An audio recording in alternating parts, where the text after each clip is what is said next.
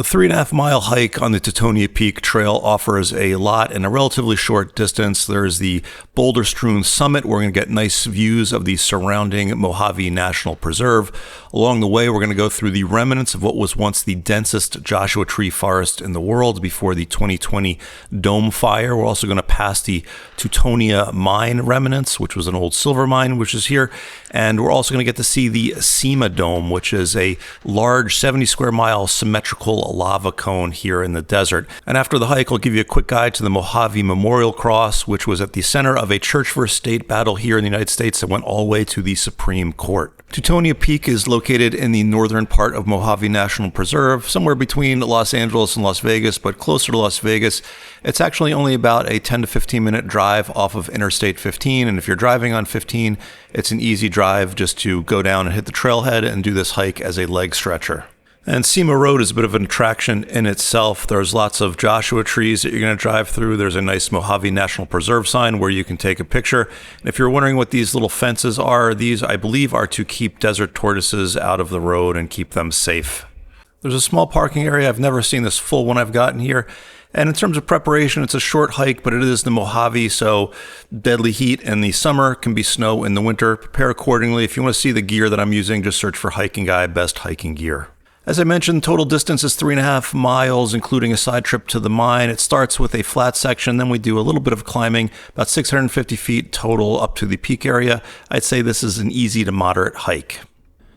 At the start, there's some interpretive signs, which are always appreciated, but the trail's super easy to follow. You just follow this main path right up here, and you can just look for footprints. The trail's really not too hard to find. It might split apart in points, but it comes back together.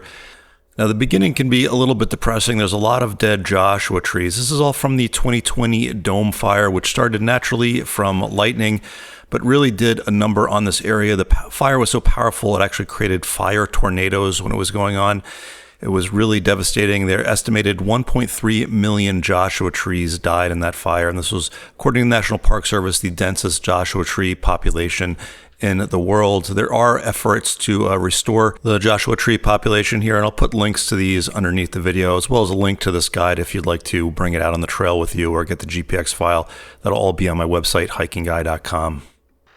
At about a half mile in, you're going to see some markers here. This intersecting road is road is a strong word, but it's a path to the old Valley View Ranch.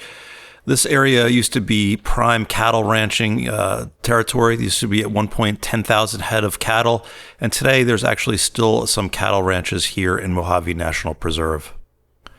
And if you look up to your left along the way here, that's Teutonia Peak in the distance. It's really amazing how this looks after the fire.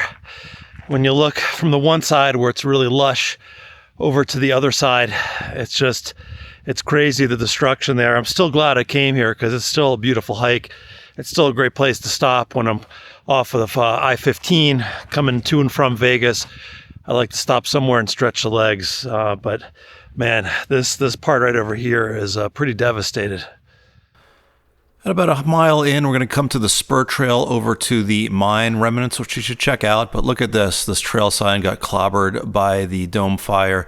Just melted the fiberglass or whatever this was on there. Pretty amazing. But let's go check out the mine, Teutonia Mine, which is what the peak was named after. This was active in the early 1900s. By 1920, it was allegedly all gone.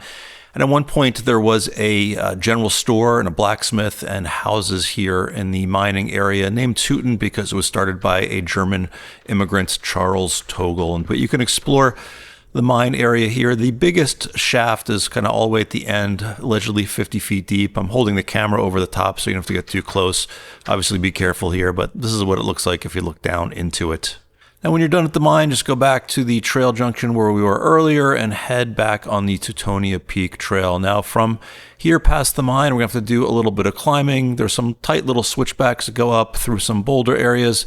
Not hard to follow, but just, take a little bit of care, a little bit harder than before, but overall not too bad.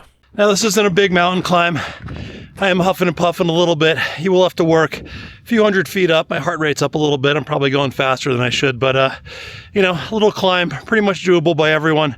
This is like on the borderline of easy to moderate, probably moderate because this little part here, but overall, not really a tough hike.